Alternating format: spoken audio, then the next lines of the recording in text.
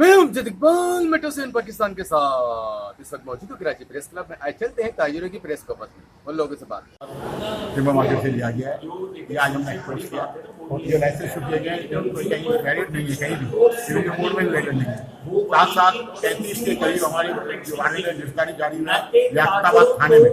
तो हम chief of army staff और कमांडर सिंह डीजी रेंज से रिक्वेस्ट करेंगे कि किसी दफा चीफ ऑफ आर्मी स्टाफ ने क्लियर बात की कि किसी किस्म का ना भत्ता दिया जाएगा, ना रिश्वत दी जाएगी, ना सिस्टम का हिस्सा बना जाएगा, ना गैरकानूनी टैक्स दिया जाए। तो हमारे लोगों से जो टैक्स वसूल किया जाए गैरकानूनी, हम चीफ ऑफ आर्मी स्टाफ से रिक्वेस्ट करेंगे हमारा ये पैसा वापस दिलाया जाए, जो लोग इसमें मुलविस हैं उनको कैफे किरदार तक पहुंचाया जाए और हमारे जो वारंट है उसको वापस करवाया जाए। साथ साथ हम कानूनी कार्रवाई के लिए भी जा रहे हैं। कोर्ट में अभी फाइल नहीं मिली है, जैसे ही फाइल हमें मिल जाती है हम केस की कॉपी लेके हम कोर्ट में जो मुताल्लिका लोग मुलविस हैं उनके खिलाफ कानूनी कार्रवाई करेंगे। देखिए, मैं सिंपल ये बात कहूंगा कि ऐसा कोई भी लाइसेंस जिसपे ये लिखा हुआ हो कि वो अदालतों में गैर मौसर है, उस लाइसेंस को मुझे लेने की जरूरत क्या है।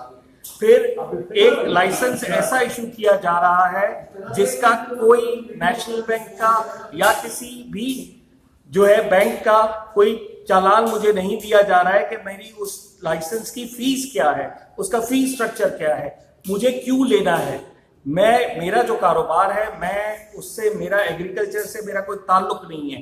तो इस किस्म के लाइसेंस मुझसे जबरदस्ती बनवाना, मेरे नॉन अवेलेबल वारंट्स और थाने के इन्वॉल्वमेंट के साथ मुझसे जबरदस्ती इशू करवाना ही बेसिकली वॉइड है और गैर कानूनी। Thank you.